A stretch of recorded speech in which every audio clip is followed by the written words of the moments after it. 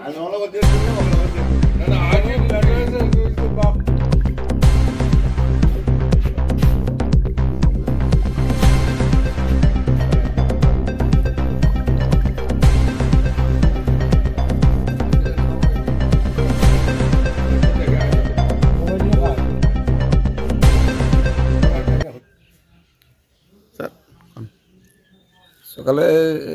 8টার দিকে একটা খবর গেছে যে বল্লামুখা সাধন মজুমদার এক্স পুলিশের হাবিলদার তাদের বাড়ির কাছাকাছি জমিতে একটা ড্রোন ক্যামেরা পাওয়া গেছে। তারপরে খবর পাই আমরা আইছি, আমরা ওই ড্রোন ক্যামেরাটা পাইছি।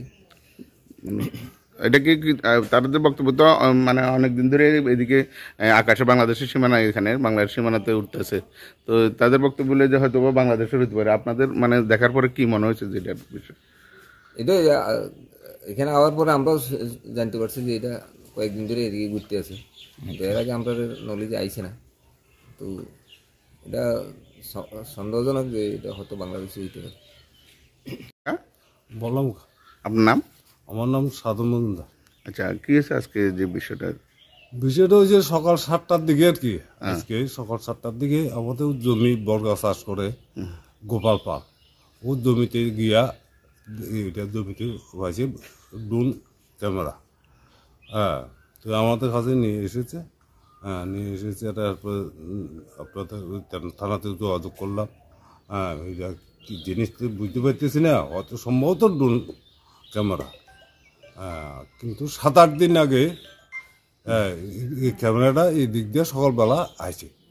কোন জায়গায় পড়ছে টড়ছে এটা জানি না, হয়তো এই ডে হইতে পারে এমন আর কি। কোনখানের মনে হইতেছে আপনার? আপনার এখান থেকে বাংলাদেশ সীমানা কতটুকু? বেশি না, কত 1-1.5 ফলক। আচ্ছা, কি মনে হইতেছে এটা বাংলাদেশের মনে হইতেছে?